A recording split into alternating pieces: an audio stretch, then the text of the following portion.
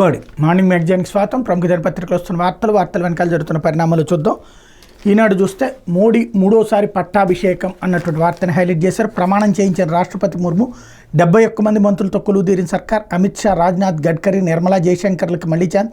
తాజా మాజీ సీఎంలు చౌహాన్, ఖట్టర్లకు కొత్తగా అవకాశం. ఏపీ నుంచి రామ్మోహన్ నాయుడు, పెమ్మసాని శ్రీనివాస్ వర్మ, తెలంగాణ తరపున కిషన్ రెడ్డి, బండి సంజయ్లకు చోటు. దేశ ప్రధానిగా నరేంద్ర దామోదర్ దాస్ మోడీ ఆదివారం సాయంత్రం ప్రమాణం చేశారు. 2014-19 ఎన్నికల విజయం తర్వాత 2 సార్లు ప్రధానిగా బాధ్యతలు చేపట్టిన ఆయన తాజా ఎన్నికల్లో కూటమి గెలుపుతో వరుసగా 3వ పీఠమెక్కిన ఘనత సాధించారు.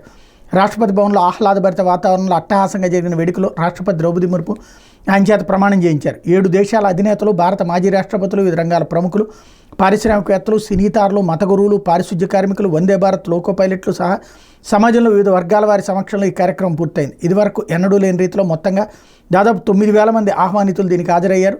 జవహర్లాల్ నెహ్రూ తర్వాత దేశంలో వరుసగా 3వ ప్రధాని అయిన ఘనతను 73 ఏళ్ల మోడీ సాధించారు. అలాగే 5 ఏళ్ల తర్వాత మళ్లీ నడ్డాకు బెర్తు. ప్రధాని తర్వాత కేంద్ర మంత్రులుగా ప్రమాణం పూర్తి చేసిన 71 మందిలో 30 మంది కేబినెట్ హోదా ఉంటుంది. 5 స్వతంత్ర హోదాలో ఉంటారు. మిగిలిన 36 మంది సహాయ మంత్రులు. ఈసారి 5 తెలుగువారికి మంత్రిమండలిలో చోటు దక్కింది. బీజేపీ అధ్యక్షుడు జేపీ నడ్డాను 5 ఏళ్ల విరామం తర్వాత తిరిగి కేబినెట్లో తీసుకున్నారు. మాజీ ముఖ్యమంత్రి శివరాజ్ సింగ్ చౌహాన్, మనోహర్ లాల్ ఖట్టర్లకు కొత్తగా చోటు దక్కింది అన్నటువంటి వార్తని హైలైట్ చేశారు. అయితే బీజేపీ వర్మకు అనూహ్యంగా కేంద్ర మంత్రి పదవి. తెలుగుదేశం పార్టీ నుంచి రామ్మోహన్ నాయుడు కేబినెట్ హోదా, సహాయ మంత్రిగా పెమ్మసాని చంద్రశేఖర్కి ఢిల్లీలో ప్రమాణం చేసిన 3 మంత్రులు పురంధేశ్వరి, సీఎం రమేష్ నిరాశ. కేంద్ర కేబినెట్లో రాష్ట్రానికి 3 మంత్రి పదవులు దక్కాయి. ఎన్డీఏ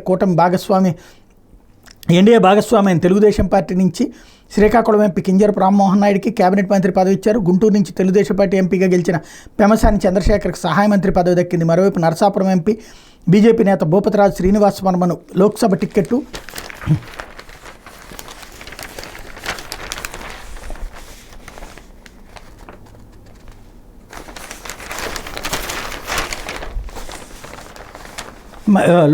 లోక్సభ టికెట్ మాదిరిగానే అమాత్య పదవి కూడా అనూహ్యంగా వరించింది. తొలి నుంచి పార్టీ నమ్ముకుని పనిచేస్తున్న వారికి పదవుల కేటాయింపులో ప్రాధాన్యం ఇవ్వాలని జాతీయ నాయకత్వం ఆలోచన శ్రీనివాస్ వర్మకు అదృష్టంగా మారింది.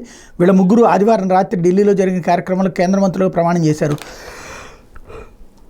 రాజమహేంద్రవరం లోక్సభ స్థానం నుంచి భారీ మెజార్టీతో గెలిచిన బీజేపీ రాష్ట్ర అధ్యక్షురాలు కేంద్ర మాజీ మంత్రి పురంధేశ్వరికి తప్పకుండా మంత్రి పదవి దక్కుతుందని భావించిన నిరాశ ఎదురైంది. పార్టీ రాష్ట్ర అధ్యక్ష బాధ్యతలు స్వీకరించిన అనంతరం పురంధేశ్వర్ రాష్ట్ర వ్యాప్తంగా పర్యటించి కార్యకర్తలను ఎన్నికలకు సన్నద్ధం చేశారు. అయినా పదవి దక్కకపోవడంపై వర్గీయులు అసంతృప్తి వ్యక్తం చేస్తున్నారు. 2 సార్లు రాజ్యసభ సభ్యుడిగా వ్యవహరించిన సీఎం రమేష్ ఈ సార్వత్రిక ఎన్నికల్లో అనకాపల్లి లోక్సభ స్థానం నుంచి గెలుపొందారు. ఆయనకు కేబినెట్లో స్థానం లభించకపోవడం చర్చనీయాంశంగా మారింది. శ్రీకాకుళం నుంచి వరుసగా 3వ ఎంపీగా గెలిచిన రామ్మోహన్ నాయుడు ఊహించినట్టుగానే కేబినెట్ మంత్రి పదవి దక్కింది. ఎన్నికలకు ముందే క్రియాశీల రాజకీయాల్లోకి వచ్చి గుంటూరు లోక్సభ స్థానం నుంచి తెలుగుదేశం పార్టీ అభ్యర్థిగా గెలిచిన పెమ్మసాని చంద్రశేఖర్ను తొలి దఫాలోనే కేంద్ర మంత్రి పదవి వరించింది. నరసాపురం బీజేపీ ఎంపీ భూపతిరాజు శ్రీనివాస్ వర్మ కూడా తొలిసారి గెలిచారు.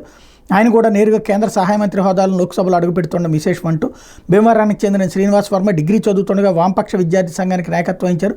1990లో బీజేపీలో చేరారు. నిత్యం కార్యకర్తలకు అందుబాటులో ఉంటారు. ఉమ్మడి పశ్చిమ గోదావరి జిల్లా బీజేపీ అధ్యక్షుడిగా 2 సార్లు పనిచేసిన ఆయన అందరికీ బీజేపీ వర్మగా సుపరిచితులు. 2013లో జరిగిన స్థానిక సంస్థల ఎన్నికల్లో భీమవరంలోని 4వ వార్డు నుంచి బీజేపీ కౌన్సిలర్గా గెలుపొందారు. 2009లో నరసాపురం లోక్సభ స్థానం నుంచి పోటీ చేసి ఓటమి చూశారు. తాజా ఎన్నికల్లో ఎన్డీఏ కూటమి అభ్యర్థిగా ఆయనకు అనూహ్యంగా పార్టీ టికెట్ కేటాయించింది. ఓ దశలో టికెట్ మార్పుపై ఊహాగానాలు సాగిన బీజేపీ నాయకత్వం వర్మపై నమ్మకం ఉంచింది. ఇటీవల సార్వత్రిక ఎన్నికల్లో ఆయన వైకాపా అభ్యర్థి గూడూరు ఉమాబాలపై 2.7 లక్షల మెజార్టీతో గెలిచారు. నరసాపురం నియోజకవర్గం నుంచి 1999లో బీజేపీ తరపున గెలుపొందిన ప్రముఖ సినీ నటులు దివంగత ఉప్పలపాటి వెంకటకృష్ణరాజు కేంద్ర మంత్రి పదవి లభించింది. ఇదే స్థానం నుంచి ఇప్పుడు వర్మకు కేంద్ర సహాయ మంత్రి పదవి దక్కింది అన్నటువంటి వార్తని ఇక్కడ ప్రధానంగా హైలైట్ చేశారు.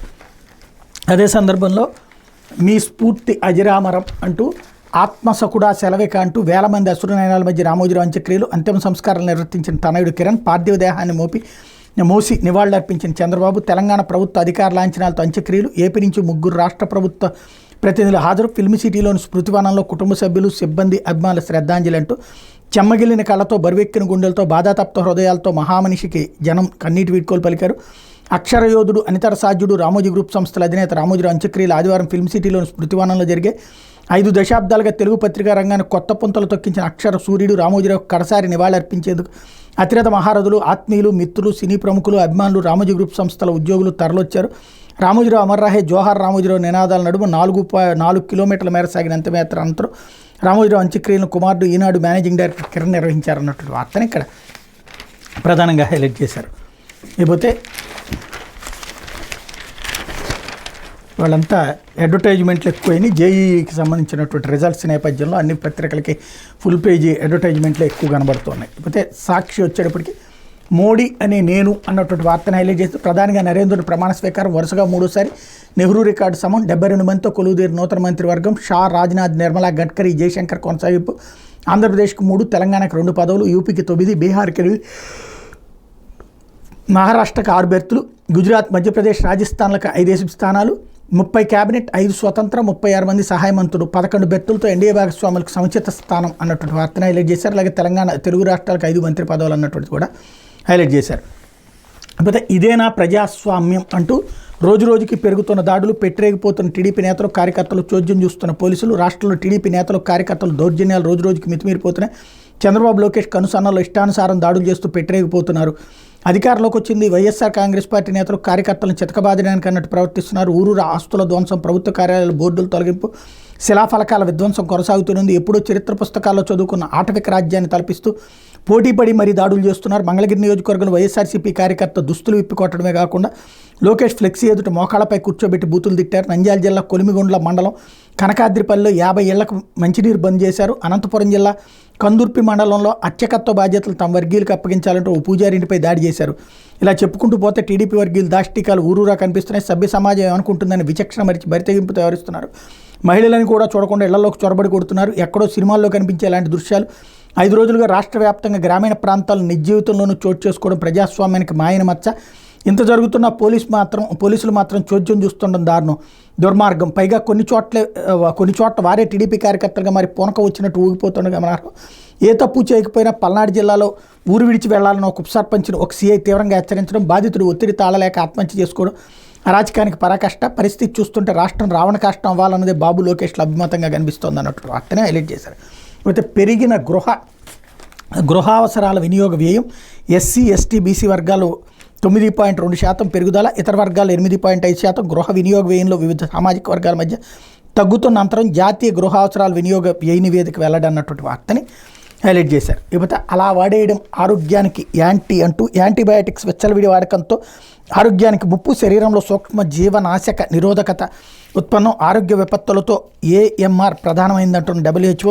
జలుబు, దగ్గు, జ్వరం వంటి వాటికి యాంటీబయాటిక్స్ వాడొద్దని హెచ్చరిక అన్నటువంటి వార్తని ఇక్కడ ప్రధానంగా హైలైట్ చేసినటువంటి పరిస్థితి. ఇకపోతే పురంధేశ్వరికి లోక్సభ స్పీకర్ లేదా డిప్యూటీ స్పీకర్ అన్నటువంటి వార్తని హైలైట్ చేసింది సాక్షి. లోక్సభ స్పీకర్గా ఎవరిని ఎంపిక చేయాలని దానిపై బీజేపీ దృష్టి సారించింది. ఈసారి మహిళలకు స్పీకర్ పదవి ఇవ్వనున్నారని చర్చ రాజకీయ వర్గాల్లో జరుగుతుంది. నేపథ్యంలో ఆంధ్రప్రదేశ్ బీజేపీ అధ్యక్షురాలు రాజమండ్రి ఎంపీ దగ్గుబాటి పురంధేశ్వరి పేరు తెరపైకి వచ్చింది. మోడీ ప్రభుత్వం నారీ శక్తికి పెద్దపీట వేస్తున్న నేపథ్యంలో పురంధేశ్వరి పేరును లోక్సభ స్పీకర్ పదవి కోసం బీజేపీ జాతీయ నాయకత్వం పరిశీలిస్తోందని ఊహాగానాలు వినిపిస్తున్నాయి. కాగా పురంధేశ్వరిని కేంద్ర కేబినెట్లోకి తీసుకుంటారన్న ప్రచారం జరిగినప్పటికీ నరసాపురం ఎంపీ భూపతిరాజు శ్రీనివాసవరం వైపు బీజేపీ అధిష్టానం మొగ్గు చూపింది. అంతేకాకుండా పురంధేశ్వరి సామాజిక వర్గానికి చెందిన గుంటూరు ఎంపీ పెమ్మసాని చంద్రశేఖర్కి కేబినెట్లో చోటు దక్కడం చర్చనీయాంశమైంది. అయితే గతంలో కేంద్ర మంత్రిగా పనిచేసిన అనుభవంతో పాటు హిందీ, ఇంగ్లీష్లో మంచి ప్రావీణ్యం ఉండటం లోక్సభ స్పీకర్ పదవికి పురంధేశ్వరి పేరుకి బలం చేకూరుస్తోంది. దీంతోపాటు సంస్థాగతంగా జాతీయ ప్రధాన కార్యదర్శి హోదాలో ఒరిస్సా, ఛత్తీస్గఢ్ వంటి రాష్ట్రాలు పార్టీ బలోపేతానికి పురంధేశ్వరి చేసిన సేవలను బీజేపీ జాతీయ నాయకత్వం పరిశీలించే అవకాశం ఉంది. ఒకవేళ లోక్సభ స్పీకర్ పదవి దక్కని పక్షంలో డిప్యూటీ స్పీకర్ పదవి ఖచ్చితంగా దక్కుతుందని పార్టీ వర్గాల్లో చర్చ జరుగుతోంది.